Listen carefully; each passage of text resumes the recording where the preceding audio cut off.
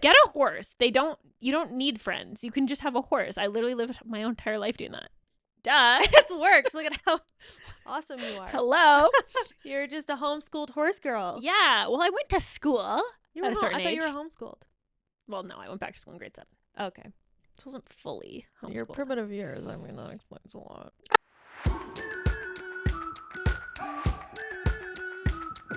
What is up, everyone, and welcome back to On Air, where we ramble into a mic and call it productivity. I think I've said that one before, but that's okay. I like that one.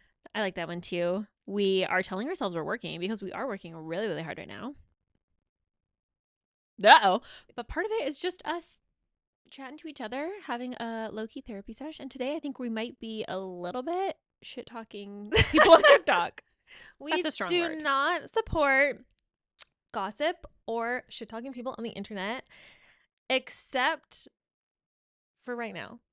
Yeah. I'm just kidding. We're not going to be gossiping. We're not going to be shit-talking. We're just going to be providing feedback on some business advice that we've seen on the internet. Yeah, it's just our honest reactions to videos that we've seen online. And some of them might be very positive and some of them might be less positive. We're not sure yet. We have to watch them. We're not sure. Yeah. But first we had to change Ariana's computer back from French because you said you were so bored doing a task. I can't even tell what's going on. This is actually so bad. So I had to do this super mundane task and it was going to take me all day. And I couldn't even get the will to even start. It felt so daunting. And then I'd find something else to do instead that was more interesting.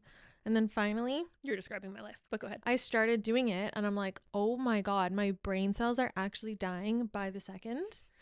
And so that's what happened. We're all dead. Just kidding. Yeah, that's what happened. That was actually the problem. It makes so much more sense. The reason why I sound so dumb is because I'm bored. Yeah. You're just too smart to sound smart. That actually makes a lot of sense. Literally way too smart. Oh my God. Totally too smart. Oh my God. Anyways, so I took French growing up. I did the whole French immersion thing. I did the exchange in France, but then I haven't spoken French because I don't know anyone who speaks French since high school. Parlez-vous français, as the kids say. Sorry, as the French say. Yeah. Exactly. So okay, shut up. What am I saying? Go ahead. So it's probably been I was trying to remember any French I knew. When did you graduate high school? I think I graduated at 17, 18. So it's been a minute. It's been 14 years, 13, 14 math. years. Okay, yeah. We don't need to do the math. I'm literally so young. But it's been a long time and I forget. Yeah. I just forget words and stuff. So lately I've been listening to French podcasts to try and That's remember. Cool. Because I'm I don't want to lose that. I used to be completely fluent. Yeah. I used to actually be better at French than English, which maybe that's why I sound so dumb too. Really? How was that even possible? Well, from grades 1 to 4, I went to a full French school where if you were caught speaking English, you would get in trouble. English? If you were speaking English, this is what I'm saying. I'm illiterate in every language apparently. If you were caught speaking English, you would be sent to the wall, where you'd have to stare at the wall during recess. So you weren't allowed to speak English. So from grade 1 to 4, you're learning a lot of the beginning language vocab, right? That kind of stuff, right? Yeah. And then in grade 5. I transferred to a French immersion school. So half your classes are in French, half are in English. And my English was so poor that I needed help. I needed to do extra tutoring afterwards to help get my English up to speed. Yeah. Anywho, so I don't want to lose my skill on being bilingual just because I am forgetting all these words because it's just been so long. Yeah. So I've been listening to this podcast in French. And then anyways, back to the whole reason why we're telling the story. I changed. Well, I don't know how I got this idea, but I just decided to change the language on my computer to French just to give myself a challenge. I think actually because, okay, now we're really getting off track here, but I think what I was doing. You don't even have a track to follow. Who cares? What I was There's something doing to when I was do. doing this really mundane task is I was talking to myself. I was like narrating what I was doing in French to try and like practice my French. So I was like narrating what I'm doing, but speaking French. Do it. And then no, because now I'm embarrassed. Okay. Now I'm all scared. scared. Like, wow. Just give me like a glass of wine and then I'll start speaking French. Okay. I'm Good just to know. kidding. The language of love. Anyways, so then I was like, I think I couldn't remember what one of the words was. And I was like, what the fuck is this word?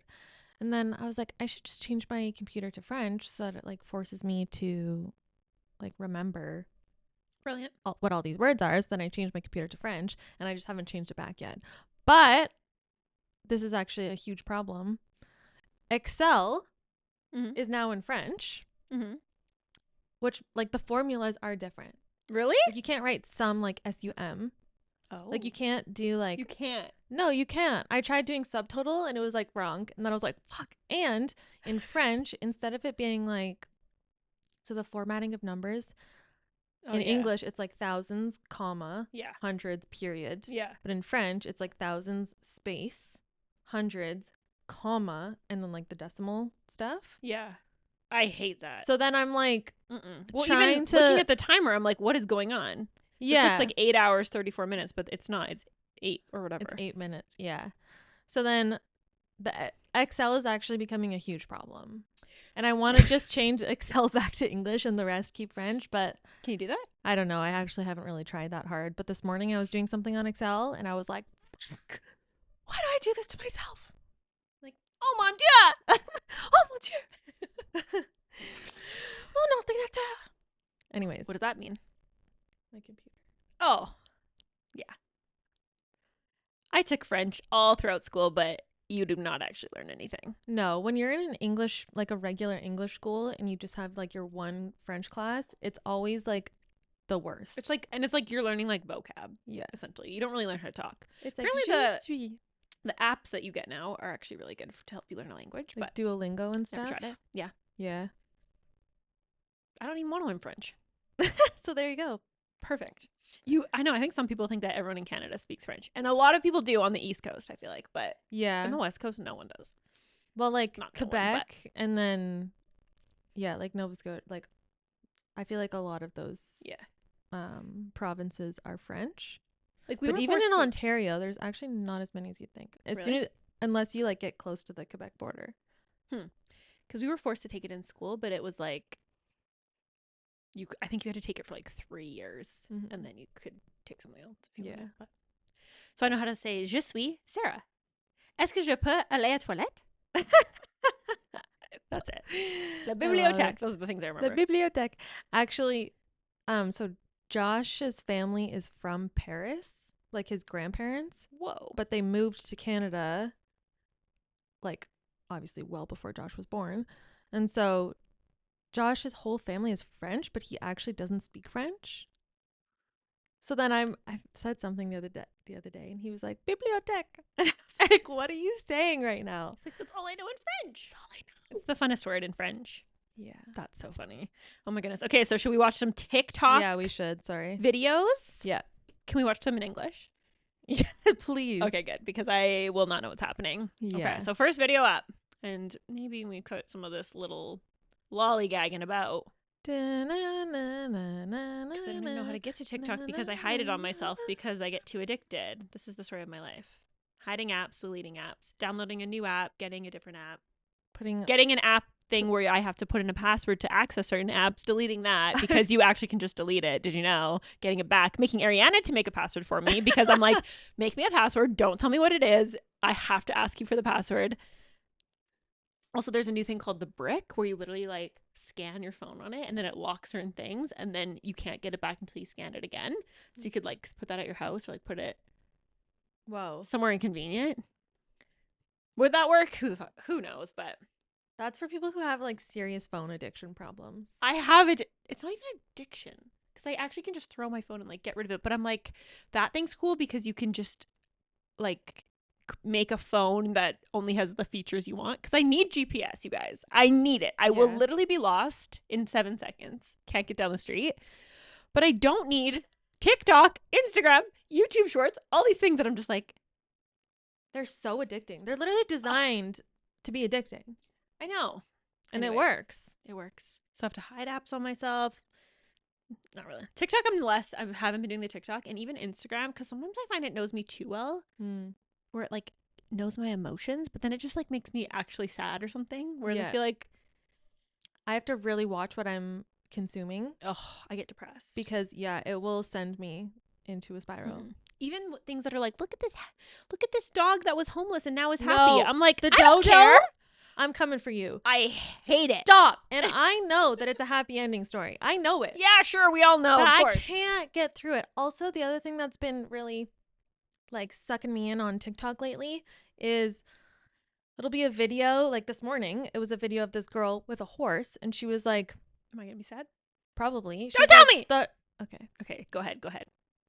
She's like, this horse is like scheduled to be euthanized in 9 days unless you can like help me out and watch this video for at least 36 seconds. Oh, fuck those people. And I'm like, I hate that. Or there's one right now where someone's like, help me keep my farm by watching this video. And I'm like, okay, so either I'm a shit person or I'm going to sit here and be depressed. Like, well, I hate that. That feels manipulative to me. I don't like those. It does too. Or the ones where it's like, don't scroll. scroll. If you say don't scroll, I instantly scroll because I hate when people say Or it's like, girls won't scroll. And you're like, you're like, all women will watch this for at least a minute if you're like a good person. And I'm like, I hate that. No, I hate those. I hate that tactic. Okay, anyways. Me too, but it got me with the horse this morning. I don't know. Well, I watched it. Actually really sad. Well, he saved it. I know, because then I'm like, what, am I going to not save a horse's life? Maybe we should try doing that. I don't think so. Buy this horse or else we're going to kill this puppy.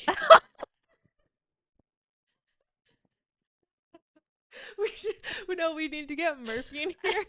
We just need to be like, you look so sad. This dog is scheduled to be euthanized. This dog is getting put down by our horse and stay for at least a minute and like all of our videos and follow us and subscribe to the mailing list. Oh my god. Yeah. Oh. And then we'll be like, you did it. You saved it. Yeah, right. Parents, Murphy's like. My parents text me. They're like, what's happening with Murphy? Your parents are subscribing. All our friends and family are like, what's going on? Okay. God. We would obviously never do that. So our animals are like, we're in our 30s and we don't have children, so our animals are literally our We're children. dinks. Is that what it's called? Dual income, no kids. With pets. Double income, no kids. Double income, no kids with pets. Dink. That can't be a thing. I literally heard dink like something. I swear 2 years ago. I've never heard it before. There's something in addition to that's like with dogs or like with pets. Oh. Dual income, no kids. Have dogs. And dogs. Dinked. I don't know. Something like that. We're dinked up. Okay. We're ready for the TikTok video. Okay, we're ready for the first one.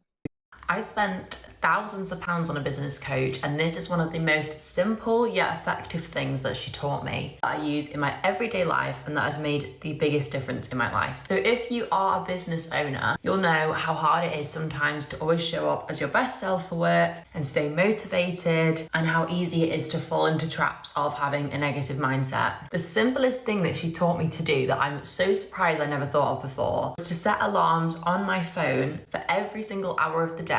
Simply say, would higher Vicky be doing this? Obviously, insert your name there. So every single hour of the day, I have an alarm that goes off and asks me if I am doing what my higher self would be doing. And whatever I'm doing in that moment, when I get that alarm reminder and I'm not doing what I feel like my higher self would be doing, I simply just stop doing it. So if I'm scrolling on my phone or if I'm talking negatively to myself and I get that reminder, it puts me straight back in alignment with my higher self. And when I say higher self, I simply just mean the ultimate best version of you.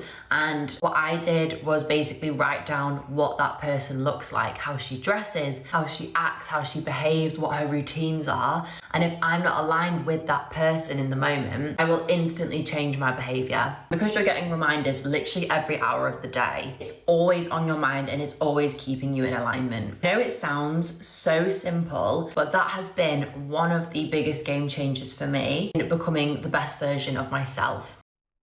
All right. Okay, so I think I get the point that she was trying to make.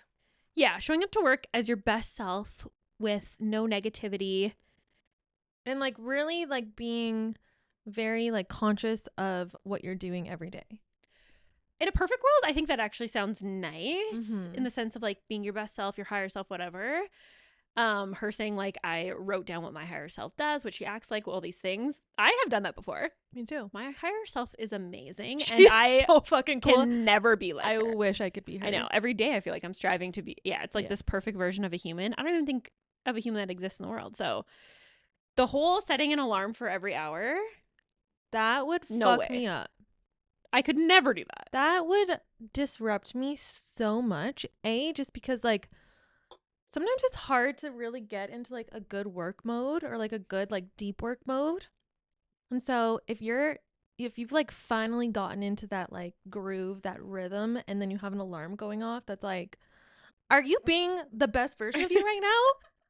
That would really disrupt me. Yeah. I think as like with like ADD, it's like it's so hard to even get into that flow or be like, okay, I'm doing this one thing focused, that an alarm would definitely disrupt me. Also, this actually might work for some people, but I think for me, I already think like that 24/7. I'm always like, should I be doing this? Yeah. What should I be doing? What could I be doing? How could I be better?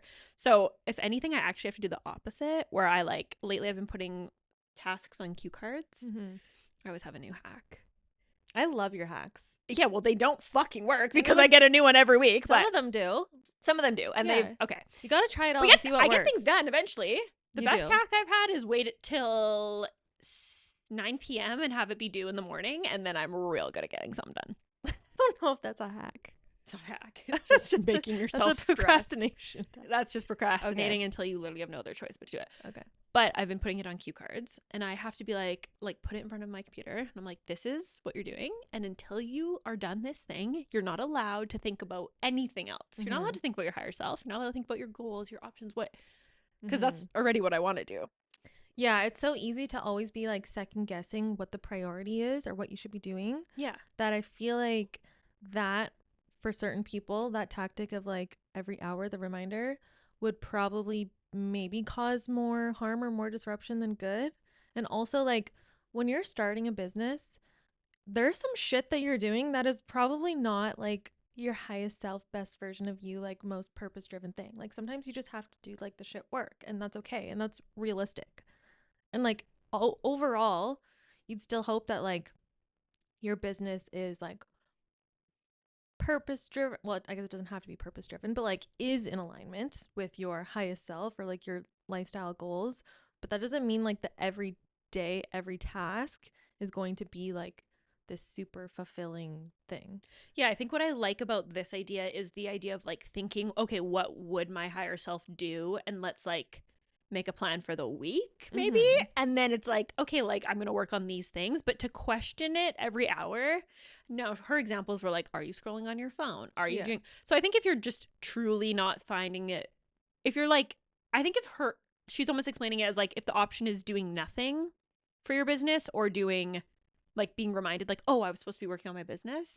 Okay, that's fine. But if you're actually doing stuff for your business and then every hour you're being jolted into this like, are you doing the right thing? Are you? Yeah. Are you sure? And at the start, you don't even know what you're supposed to be doing. No. Let's be honest. You're like, okay, I think this helps. Even like posting on social media, you're like, I don't know, people seem to do it and it seems to make things better. But like sometimes you can feel like you're really just wasting a lot of time for something you think's going to pay off, but you don't really have proof of yet. Yeah. So if you're always second guessing that, waste of time. It might like mess with your confidence a little bit. Yeah. But I know the point she was trying to say. Like I get it. Oh, I get sure. the intention, but I just think that advice might not be like Such a super helpful business for a lot coach of thing to people. give to I know. someone to I'm do. like, who the fuck is this business coach? Like, why would they say that? Every hour on the hour, I get an alarm to be like, am I a piece of shit? Am I scrolling my phone? Maybe you have ADHD if you like can't get off your phone and can't like sit down at the computer. Like, I don't know. Yeah. Maybe not. I'm not a doctor. Next one. If you want to know who your real friends are, start a business. I guarantee you'll be in for a shock. Owning a business is such a funny thing because people will support you and cheer you on until you start to do better than them. I will never forget the day when I made the biggest investment of my career and bought an office space, and not one of my friends congratulated me or even brought it up to me in a conversation. I know that's not me looking for validation. That's the bare minimum that you should expect from your friends. I would describe myself as a fairly happy person, so I couldn't understand how some of the closest people in my life weren't happy for me or celebrating with me. If one of my friends opened a shop, I'd be the first there to support them, or if they started a business, I'd do whatever they needed to help them. So why weren't these people that I called my friends doing the same for me? What was I missing? Was something wrong with me? Were my standards too high? I went through a stage where I had absolutely no friends at all when I was running my business. I started going to events and retreats in the hopes of finding good friends that I hoped existed. And after healing and crying a lot on many different retreats, I found out that they did. I felt like I got answers to my questions. What I learned was that people who are not happy within their own lives cannot be happy for you, and vice versa. So if you're struggling to make friends and you feel like there's no one out there for you, trust me, I've been there. But I promise you will find your people and it will be worth the wait. Okay, again, I see where she was going.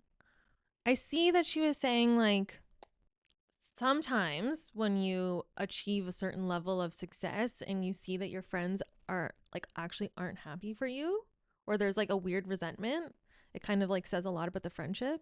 100%. But that specific example of like her starting a business, all her friends are super supportive, and then later on she opens an office and no one congratulates her, and she's like, fuck you, you're not my friends. And then she's like, oh, you just didn't congratulate me because you're unhappy with your own life? Can you imagine if you were her old friend and you watched that? That'd be so I'd funny. be like, what the fuck? I think, like, I 100% agree that I think you should be very aware of the people you surround yourself with. 100%. And you want people in your life that are going to uplift you, be happy for you, be excited for you. And to be honest, if someone is like rooting for your demise, obviously they're not a friend. And you can feel when you like share exciting news with someone and they kind of are like, oh, cool, and then they move on. Like, that's different. Yeah, but I think we also need to be aware that we are like in this business and life every single day and other people aren't. So it's like they don't always know what is a huge achievement or really exciting. It's one thing if you're like, I'm so excited, I would love if you could come support me, you're one of my best friends, and then they're like, no, fuck you. But like to just expect someone to understand that something's a big deal and that they should show up with a welcome, like, I am not that type of friend. Me neither. I don't do stuff like that for my friends because Maybe I'm we're doing both- my own stuff and they're doing their own stuff. But the best friends doesn't mean I'm not happy for them. No, and the best friends I have, like literally we do not talk for 6 months and then we go on a trip together and we all catch up. We're so excited what's going on in your life. You're doing this thing. I'm so happy for you. And obviously if they need something, you're instantly there. But it's not this like weird check-in relationship. Oh, I just noticed you're doing this, so I dropped off a plant. Like, yeah, I would never think to do that for someone. Fuck, me neither. And it doesn't mean that like I don't care and I'm not thinking about them and I'm not really proud and like genuinely happy for them. And like if my friend were to come up to me and be like, I'm so excited, I opened up my very first office space, I would be like, wow, like that's amazing. Like I would be happy for them.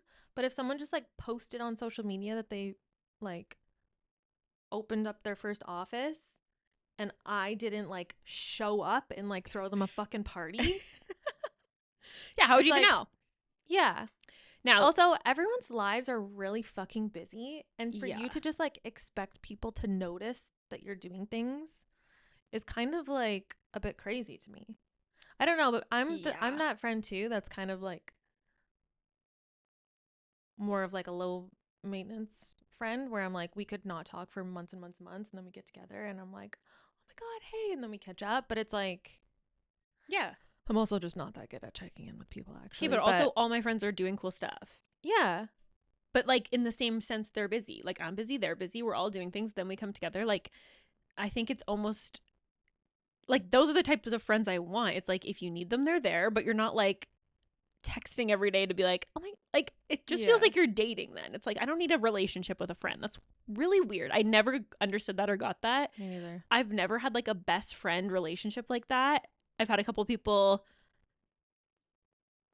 that's not true. I guess maybe I've had them for like a month and I'm like, this is too much. I can never talk to you again. It's too, but it's like way too much. Yeah. I think if something's important to you, you need to tell someone that, and you need to make it really clear, hey, this is something really important to me, and it would make me really happy if you could come to X event at X time to support me. Not just like, oh, you didn't notice. Like, or we're not dating. Even if you're like, hey, I opened up this office space. Like, I'm so proud. I'd love it if you like swung by and to check it out. Like, I'd love to show it to you. Yeah. Now, that being said, maybe she did actually have really shitty friends. Yeah, exactly. That's why, like, fucking I don't cut them know. out of your life. Don't go. If they're shitty friends, like, I'm a firm believer of cutting people out of your life. Yeah, like, or just I being don't give like, a fuck. We're clearly not the same anymore. That's fine. Just because we knew each other doesn't mean we have to stay friends forever. Yeah, but I think just I have 3 friends. Me too. I have like literally 3. Yeah. And that's all I need. And I don't actually want more. No. Because it's just really overwhelming to me to have to, like, to feel like I have to be, like, going to all these things or, like, giving them attention all the time. And I don't have any friends that need attention, if I'm being honest. Me neither. They're like, what's up? God. You're here, I'm here. That's cool. No, because you know what? They don't like me because I'm not giving them attention all the time. Or I'm the person who, like, isn't replying in the group chat. Yeah. Because it's too stressful. I know. I naturally lost every friend like that just in life. I think the business wasn't really a part of it. That's just like who I am as a human being. So I do see maybe how people are that, and then they start a business that maybe does become all consuming and they can't be that. But then also you're not the same version of the friend that you were either. So like maybe this just isn't, maybe we just don't need to be friends. I also just like get a horse. You don't need friends. You can just have a horse. I literally lived my own entire life doing that. Duh. It's worked. Look at how awesome you are. Hello. I was literally talking to Anthony and I was like, wow, people in your hometown must just be so crazy. Like, they're all insane. Like, you must have been such a bad kid in high school. Like, because he was just telling me like a story, whatever. Like with regular high school kids. I don't know. And then he was like, no, that's every town and this is really normal. And you just hung out with your horse. And I was like, oh, really? I like actually had no idea. You're just a homeschooled horse girl. Yeah. Well, I went to school at a certain age. I thought you were homeschooled. Well, no, I went back to school in grade 7. Okay. It wasn't fully homeschooled. Your primitive years, I mean, that explains a lot. I'm just kidding.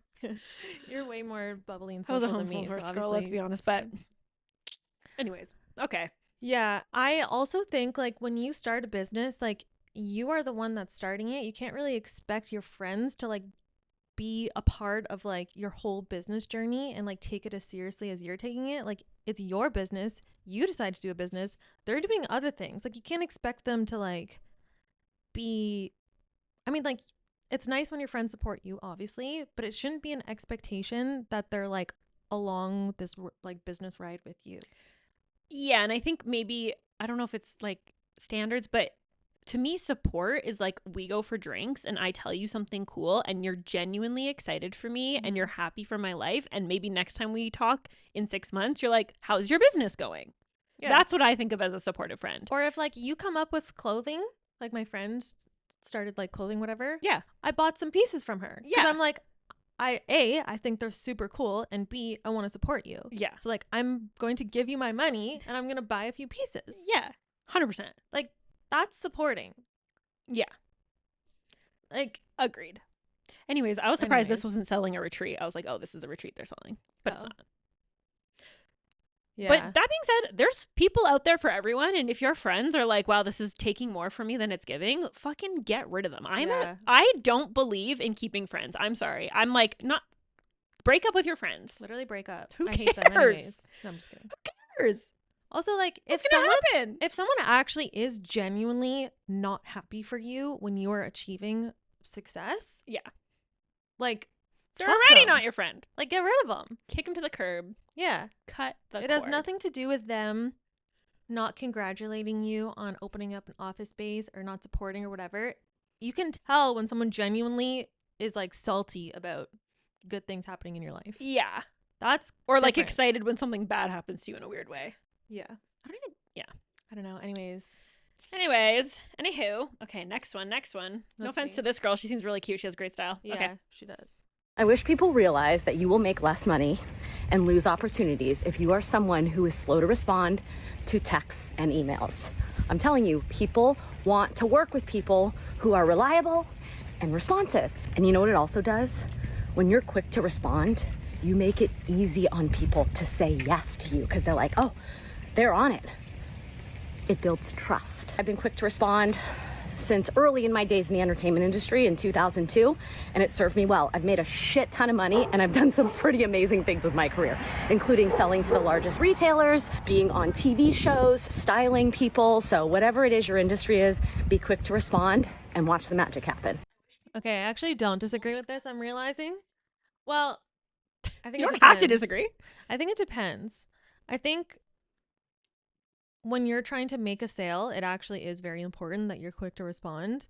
But I don't think it's important for you to respond to everything that comes through your inbox, because you need to be the one that's deciding whether something is important to you or whether it's not. And not everyone deserves that quick response. 100%. There's definitely like industries and tasks and people that, yeah, if someone's asking you a question, like if you have clients and they ask a question, you're quick to respond. They're like, oh my God, they're so easy. Like that just makes you really good at your job. Someone wants a quote, you're quick to respond. I think that's really good too. Yeah. But 100% agree, not everyone deserves a response. Not everyone deserves your time. And it's not in a mean or rude way. And she didn't say respond to every single person. No, she didn't. But it's like, you need to be the gatekeeper of your time, and people will take from you as much as possible. And if you think in this moment you have a lot of people coming at you, well, when you achieve that level of success you're looking for, it's going to be just more and more and more and more and more. And like, you have to be the person who's like, this is where I cut it off. This is when I'm not responding. This is not necessary. This is who gets a quick response, and this is who I decide when it's convenient for me to respond. Yeah. And also, some people you can just never respond. Yeah, I do it all the time. Exactly. It's called Especially ghosting. if you don't No, I'm know just kidding. them. There's a lot of people who are just straight up messaging you. LinkedIn DMs, I have never responded to one, maybe one, but I am so sorry. If you're messaging me on LinkedIn, I'm not answering. Also, when they message you and then you don't respond, and then they're like, hello, have you seen my message? I'm like, fucking clearly, like, I'm not answering. Or this is actually one that I love, when they like give you not a cold call, but like they just email you out of the blue, like a stranger emails you. Cold email. Yeah, that makes a lot of sense.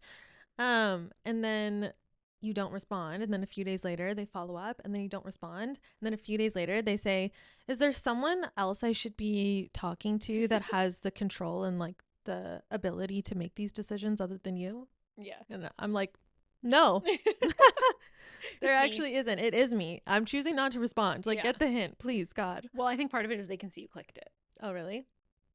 I don't care. Well, no, but I think that's why. Yeah. And half these are automated anyways. It's like, if clicked, send this email. They're probably all automated. Yeah, that's so true. But they kind of like, it's another tactic to kind of like get to your ego. Yeah. They're like, is there someone above you that is actually able to answer my email? And yeah. I like the ones when they're like, I hope I'm not wasting my time. You're like, you are. What do you mean? Why would you rate that? I mean, it's just, these are all tactics that people use, but. Yeah. Anyways. Next one. Okay. If you're new in business, don't waste all your energy chasing customers, trying to sell and convince them all the time. Instead, focus on building value that draws them to you.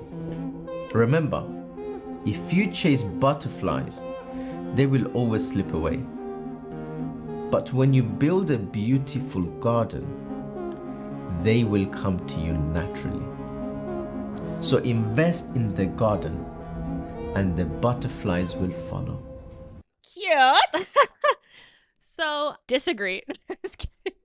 Yeah, I think that strategy works once people already know you exist. But I'm sorry, when you first start a business, no one fucking knows you exist. How do they know about your garden if your garden is secret? I was being sarcastic because I do agree with that. You do?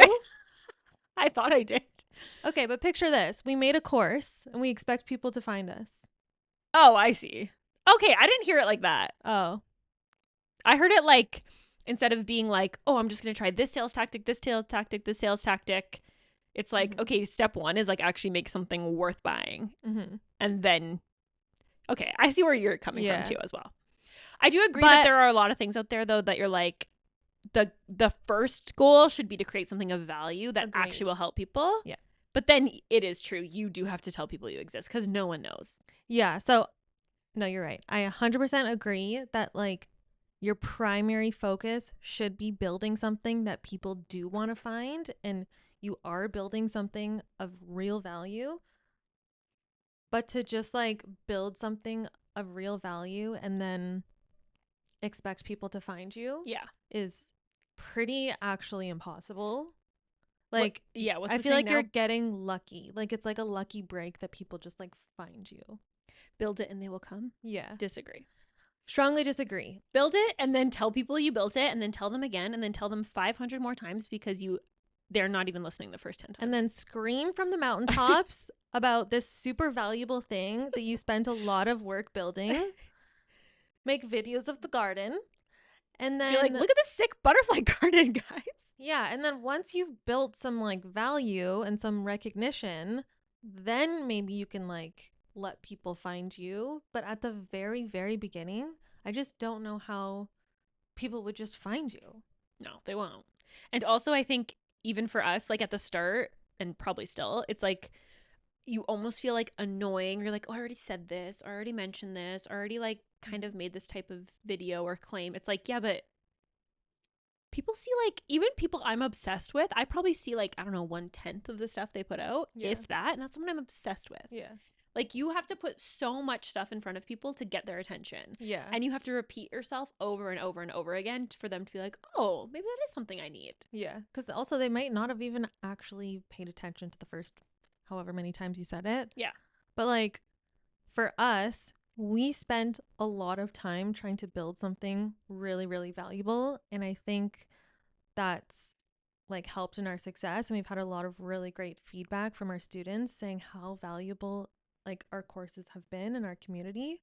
But we still spend 50% of our time on marketing. Yeah. And I think if anything, we now could that it's spend built. more. Yeah, we could spend more. And do more and build that out more. And there's always more things to do. And we really struggled at the start with being like, okay, once someone's taken our course, the feedback's awesome. Mm-hmm. Almost basically not a single person asks for a refund. We offer a full 100% money back guarantee. Mm-hmm. We're good at making the product. Yeah. Clearly.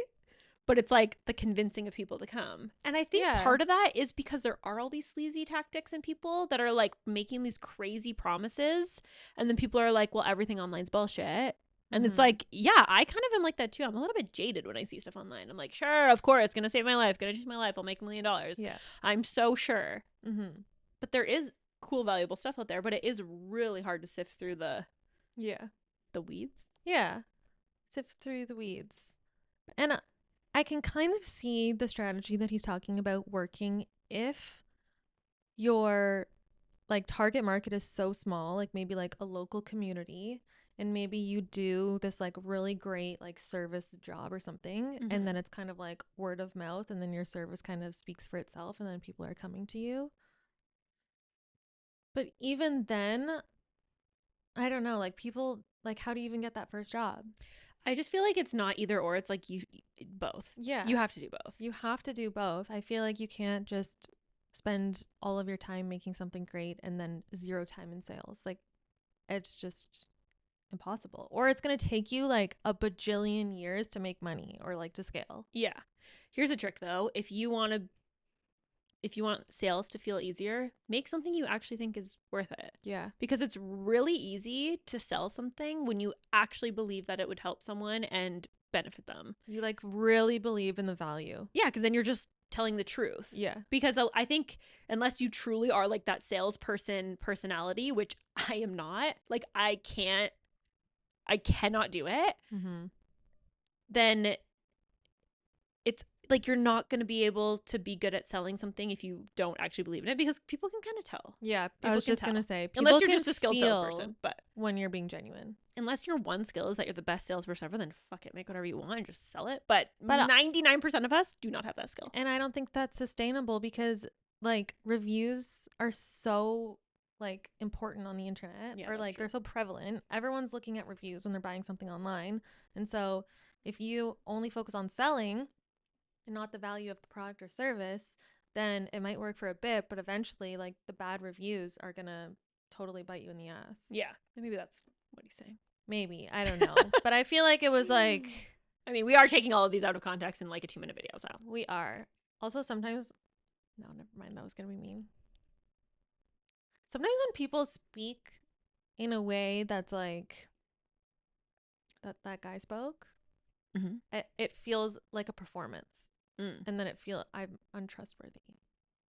Interesting. That's my own skepticism. Like professional, eloquent.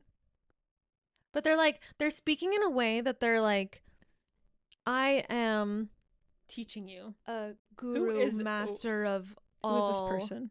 Listen to every syllable that Watch comes this be out like of my the mouth most because it amazing is pure business gold. person ever. We're just shitting on. I know, it actually probably is. It 100% is. Maybe I should just shut my mouth because he's obviously way more successful than me. But anyways, just my 2 cents. I don't know. I'm probably wrong. I'm just a person.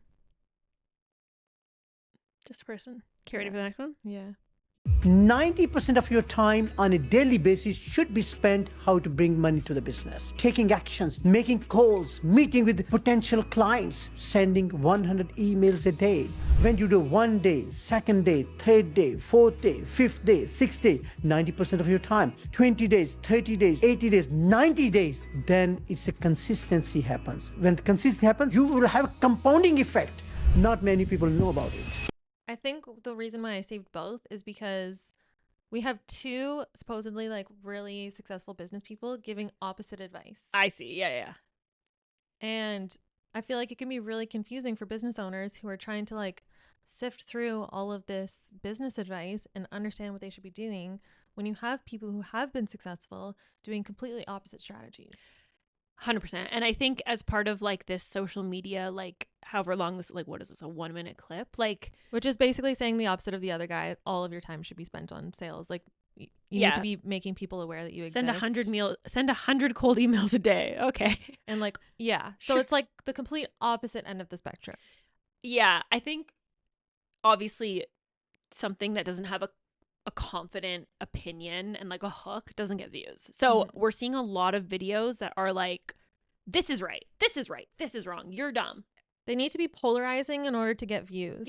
Yeah. Which even like we found too, it's like our videos that are like a little more aggressive, like people want to watch, and that's the videos I like. But it is nice to have these like longer form conversations, which I'm sure these people do too, where you can kind of be like, the pros, the cons. And sometimes I genuinely feel like I'm like, man, do I need to have like a stronger opinion on things? I feel like I'm always saying, well, here's the pro, here's the con, here's the gray, here's the person who might not feel this way. Or like it's all a balance. Like it's always a balance. And then people are just like am extremists. Just wishy-washy or like don't even have an opinion. But nothing is black and white. Nothing is 100%. And I think when you're watching these kind of videos, it's good to take like their idea and be like, okay, I get what they're trying to say. I'm going to take what resonates, and then make my own version of it. But I really struggle with that because I see someone like that who's like, you have to send 100 emails a day. And I'm like, okay. And then I see the other guy who's like, you have to spend 8 hours on your product a day. I'm like, okay. People should just find you. Yeah. And then it's like all these other things that are like all these strong opinions. And then I'm trying to like mash them all together. And suddenly I'm like, wow, I've just created, I don't know, like 80 hours of tasks in one day that apparently I have to do every day because all these other, these voices. Yeah. So obviously you're not. Yeah. Now that we've watched them both, I remember my thought process. It's hard when you're seeing like such strong opinions that are saying completely opposite things, but they have both reached success. And I think that's just a really good point to say that like there isn't one formula or one strategy. Like there isn't one proven strategy. Otherwise everyone would be multi-million-dollar successful business owners. Yeah. There's obviously things that work better, things that work worse. There's people who have tried things and failed and learned from their mistakes. But I think too, if you're like, wow, like I think taking a minute, and I'm speaking to myself when I say this because I am so bad at this, but just being like, who am I? Like, what is easy for me? What is hard for me? Is there things that I could just like lean into that's like kind of easy for me that could lead to success? Versus taking this other path to success that's completely against my nature and the opposite of the type of person I just naturally am. Do I have to get up at 5 a.m? Because you guys, I have tried so hard to be a morning person and I cannot do it. And Huberman says that anyone could be a morning person, but you know what? I don't think he's right. But I think the one thing he's wrong about. Be who you are. I don't want to. Okay. But there's that whole test that's like, what kind of like, I don't know You're what right. it's called. But it's like not everyone works best at whatever times. And I'm pretty sure it has a lot to do with like your hormone levels that like impact your energy. Although I'm pretty sure scientifically your cortisol spikes in the morning, which is probably why they're saying wake up in the morning and like get stuff done because your cortisol is so high. But also like everyone's body's different. Also, fuck off. Don't tell me what to do. Yeah, and like I literally had to start my own business so I could just start working whenever I wanted, but I still have this pull towards being this crazy morning person. And when I do get up once in the morning and I go outside, I'm like, wow, it's so nice. I should just do this every day. But I just like Is it nice though? literally or are you can't. tricking yourself that you think it's nice? I don't know Do you anymore. actually think it's nice? I don't know. Yeah. I think it's nice. Until I wait 3 more hours and then I literally can't do anything else in the whole day because I'm so goddamn tired. Yeah. Anyways, what the fuck were we talking about? Oh, do whatever you want. Conflicting advice. Okay, one of the best things I like is Naval. He says, gonna butcher it, but he essentially says, find the thing that feels like play to you and looks like work to other people. And then just do that and you will outwork every other person because to you it's not work, it's play. You're just having fun. But I do think that sounds easier said than done. Like it is really hard to find that thing. But if you can find it, no one will outwork you. Because you're not even working. You're just You're having a good playing. time. You're having a play date every day with yourself. That sounded weird. Scratch. Yeah, that's exactly what he meant. Okay, I think maybe I twisted his words a little bit there. You know what we mean. No. Okay. Next up. Where most people go wrong is they go, I want to own this type of small business. It actually doesn't matter because Nicole, is your life's mission to own a nail salon? No, Why do you want to own a nail salon? I just want cash flow. So it doesn't actually matter that you own a nail salon or you own a podcast production company or you own a laundromat. You just like an extra $200K a year. So you have the things that are your startups. That would be increasing the number of revenue lines on your current business. Okay. The business of Beyond and Nicole, it's a podcast right now. Around the podcast is like sponsorships and maybe there's also events that you pay for and maybe there's also merch. That's your little ecosystem. When you do acquisitions, there's really 3 types of acquisitions. Vertical acquisitions, which means I own a car wash, so I'm also going to own the SaaS company that car wash runs on, our CRM. There's horizontal acquisitions. I own a podcast, so I'm going to buy another podcast. And then you have platform acquisitions, which like Code, I own a media company that is focused on boring businesses and finance. On top of that, I'm going to buy an accounting firm that will be an add-on acquisition to this company. Do you want me to say my opinion? I was going to let you because I keep talking first. No, you go ahead. I think that strategy works for people who already have a significant amount of capital. And so it works for people who aren't going to be involved in the day-to-day. And like, that's their whole thing. Because I mean, we literally just said like find something that feels like play instead of like work. And if you're just getting into a specific business because you think it's revenue generating, some people can do it, but not everyone can. And so that whole thing where she was saying like there's different like acquisitions you can do. She's talking about like buying things that already exist, which is fine when you're like a serial entrepreneur. You have like a bunch of different businesses and everything. Like you can buy things that make sense. But when you're like starting from the ground zero, it's hard to like build something that you don't really believe in. You're only in it for the money. Yeah, 100% agree. I think this is like speaking to where people are like once you've already built a business that's successful and maybe like got bought out for a bunch of money, then I think it's super smart to be like, okay, now I'm going to use my skills as like running a business owner, like strategic thinker to be like, I'm going to buy this business that supports this business. I'm going to hire a CFO for this company. They're also going to do the work here, the CEO. Like that makes sense. That's when you're at that level, that those strategies do make sense. Yes. And at the same time, I do think it's kind of what we said before. There's a bajillion different types of businesses that can be successful and can grow and can get to like multi-million-dollar level. So it's not to say you have to be like, oh, I have to own a nail salon. Like if you genuinely are like excited and good at a certain thing, that business can be successful and make money if you're willing to put in the work and the time and the energy. Yeah. The reality of today's day and age is you can be successful at literally almost fucking anything. Yeah. Because of the internet, because like there are so many creative ways to make money that it's like, but they all take work. They all take a significant amount of work. I mean, some more than others, but either way, it's way easier to be putting in those late nights, those late hours, like working 7 days a week when it's something that you genuinely love and like care about. So I feel like there's so many ways of making money. Like, why would you like choose a business that doesn't align with you at all just for the money? Like, there's so many other options that you can make money. Yeah. And I think it's the same thing of just like knowing your nature and knowing what you care about. Because if you are doing things every day where you're like, oh, this is kind of fun, it's just way easier. Like, you're already starting like 10 steps ahead of the other person. And yeah, you can get those 10 steps if you really have to. But like, why wouldn't you just give yourself the advantage by doing something that you like? Yeah. Now, once you have a bio of like $100 million, yeah, fucking start a bunch of companies and get vertical alignment and buy the SaaS company that supports the car wash. Absolutely. Do that. You should do that for sure. Yeah, that's why I feel like that advice. Sometimes I feel like at least I got stuck in this trap. Like, I tried starting like a few side hustles when I was in a shitty job, and it was just for the money, obviously. And they didn't work out. Obviously, I like didn't even try, but I feel like I didn't try enough because I like didn't care, because it was just a means to like get money. Yeah. And obviously some people are better at this than others. Like, maybe some people can just like motivate themselves purely by money. I'm not one of those people. And I feel like a lot of people aren't. Well, you always get to a point of money where it doesn't matter. Yeah, I'm only motivated to a certain extent by money. Yeah. But like, it can't be the only benefit or motivating factor for me.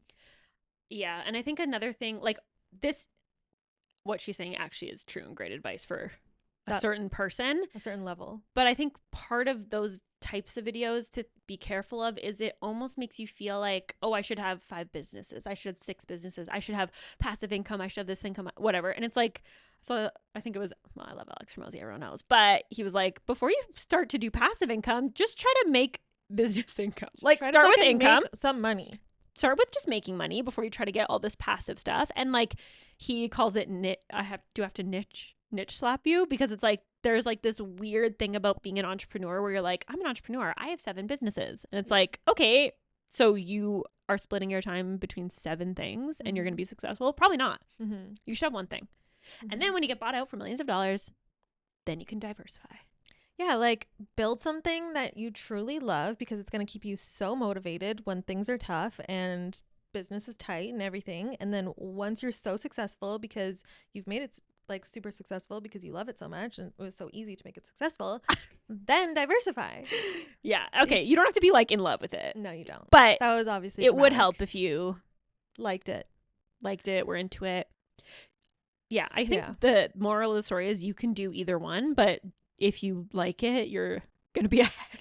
Yeah. And like, I don't want someone who like has always, I don't know, maybe someone like does really love doing nails and they're like, see that video and they're like, oh, I shouldn't do a nail salon because it's probably not like the highest revenue generating, profit generating thing. Like, I want to be a business owner. Like, I'm just going to Google like businesses with the highest like profit margin generally. And then, you know, like, yeah, no, it's not going to, I don't know. This is my opinion, but yeah, doesn't work for a lot of people. People can feel when you care about something. Yeah. Yeah. Okay. I think we have one more. Okay, wait, can we pause? I actually remembered why I saved this, and I actually had another video saved, and then I saved this guy to compare to the other video, but then I realized that I was being mean, and so I unsaved the other video, but I didn't unsave this one. Okay. So it wasn't actually about what he was saying.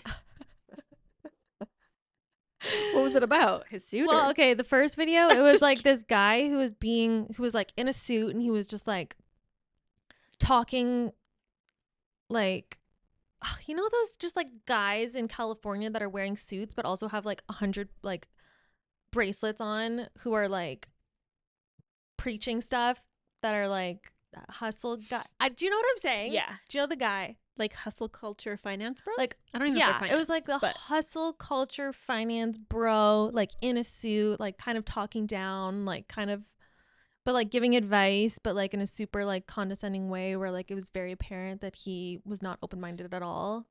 And I was like, oh, I fucking hate this personality. Yeah. I know nothing about him, but I was like, just this like personality just fucking turns me off of all business advice because it just feels so like gross. And those are the type of people who are like, I ran 5K this morning and then I came 5K. came to the office. Not He enough. has literally like, okay, yeah, I clearly don't run. I clearly have no fucking idea what I'm talking 5Ks about. for the And he had like 10 screens open, and I'm like, do they all have Gmail open? Like, what's happening? Why is there 10 screens? And it's like, it feels so performative. Yeah. And then I was like, do I have a problem with like men in suits? I'm like, what was the issue? But then I saw that guy and I was like, no, because I've seen his videos and He's I in a don't suit. get the ick. No. And I don't get that like weird vibe. And I seem to like, I mean, I don't actually know everything that he said, but I trust more what he's saying than like that other guy. There is a It's like a personality on the archetype internet. right now on the internet that's like hustle culture, finance bro, investment bro, Yeah. I guess. Like he's wearing a suit with like festival bracelets on that he's had on there for 3 years. And it's like his hair is gelled, but then he's like, oh, what? I forget. He said something and I was like, I just like this type of person I just like don't trust at all. Yeah, and to be honest, I don't think you're his target audience No, as a woman in her 30s. that's so true. I have no value in You're his probably eyes. dead to him. But Oh. that is like a thing. There is this, I don't know, it's this hustle culture, get ahead at all costs, money's the most important thing, look what you could buy, look at me in my car, look at me in my yacht, look at this Yeah. plane that I have. And I'm like, is it even real? Are those all rented? Like I actually fucking don't believe any of it. yeah, and the problem is that like clearly it sells and clearly people are like giving him, I don't know, money for something. It's like, it is like a, yeah. And it is like it is probably a bit of an act. Yeah. I think it's just like so the opposite of what we like. I So know. there are clearly people there that resonate with it. And every once in a while I get into this mode where I'm just like, I need to listen to some like douchey guys tell me how I need to be better, hustle more, and like fuck everyone, because it kind of is motivating sometimes. Sometimes you do need to hear it. Not fuck everyone. More like do whatever you have to do to win, you know? Sometimes I like that. And then I balance it out with my other stuff. Yeah. But yeah, it is just like a gross feeling. There's also a feel you get from like car salesmen. Yeah, it's like the business version of like a used car salesman. And I'm like, I Yeah. feel slimy just watching you. Yeah. And I feel like there's so many of them out on the internet who are giving like mediocre advice at best. And I do think that's why sometimes people feel very hesitant to like try to sell their stuff, is because they like don't want to be perceived like that guy. Yeah. But you don't have to be. There's like a bunch of ways to do it where you aren't just, Yeah. Also, I think we've all met a person in our lives that is like car salesman vibes, and it's just really obvious. And then you see them with one person, they act one way. You see them with another person, they act another way. You see them with you, and it just feels like you can't trust anything they say. Yeah. And they're clearly just trying to make the sale. But sometimes you're like, what are you selling? Like, that's just their personality. It's just like being liked or something, or like being, it's like like they're looking for external validation, and they're going to say whatever they think you want to hear so that they get that validation from you. Yeah. I don't know. But it's also manipulative. Yeah. And it makes you probably good at selling cars. I don't fucking know. Never sold a car. I don't know, Seems but hard. watch out for those types of people. Yeah. I feel like we are getting better at like seeing that as like a culture, because we're so actually, yeah, like desensitized to it almost now. yeah. I am, at least. I'm like, if I see something like that, I just scroll. I'm like, yeah, right. I'm like, ugh, literally, not even a second on my Yeah. explore page because it's so annoying. But there probably are also things out there that actually are good and valuable that maybe I'm not seeing because I'm just like, everyone's lying. Yeah, Everyone's now a I'm liar. turned off of all business advice because there's this like weird persona that's so popularized right now on social media Yeah. of this like hustle friggin' finance bro douche private plane that he probably rented but is pretending like he owns. Like there's just like a weird. And even if he is really rich or whatever he's saying he is, Mhm. I just think it's also like to be skeptical of just seeing these like obviously very curated, edited videos showing you how amazing their lives are, and then Mhm. being like, oh, if I just do this thing, my life will be like that. Like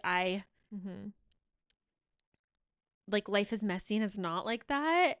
And obviously you want to work hard and do things, but I don't know. I have definitely fallen into that trap before where I'm like, oh, this guy says he does X, Y, and Z. So I'm going to like, this is like my new Bible. Like I have to do X, Y, and Z or else I'm a piece of shit. Yeah. It's like, maybe, or maybe not. Like maybe you could still get the same result putting in different inputs. Yeah.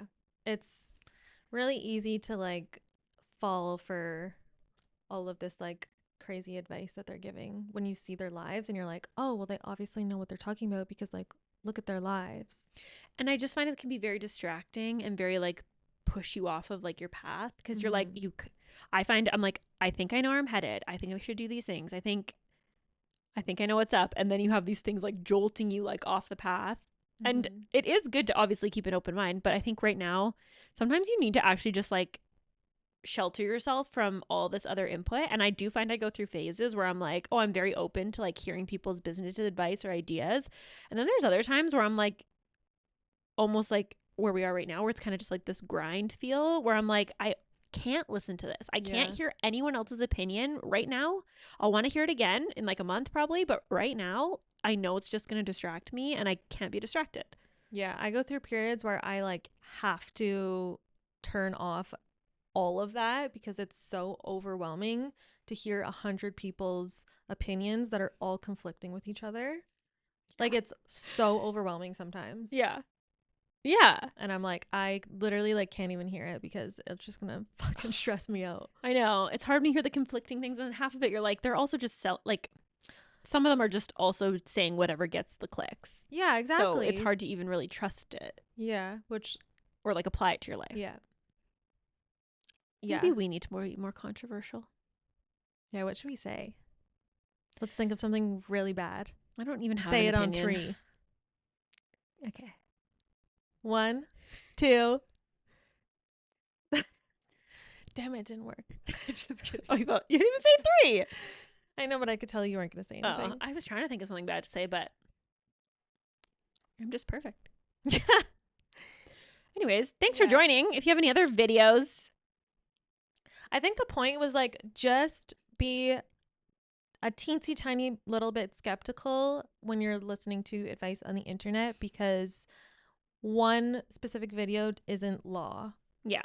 This is good advice for me. Or find those people that you trust and like have good opinions and like us. Just kidding. Kidding. Yeah. But yeah. Anyways, don't let one video derail your whole day. Yeah. I've done it. Me too. We've all done it, and that's okay. Just don't do it again. No, I'm just kidding. Yeah, never do it again. If you do, get off the internet. Yeah. Set a reminder so that you're not a Set piece a of reminder shit every day. Every hour Stupid to see idiot. if you're still being a piece of shit. Check, still being a piece of shit. Dang Next. it. Would your higher self be this big of a piece of shit? Okay. We swear too much, but it's fine. I can't not. It's really hard. Yeah, the Red Bull makes me say bad words. No, I'm just kidding. The devil. Knew it. Okay, bye. That's why it's so good. Bye.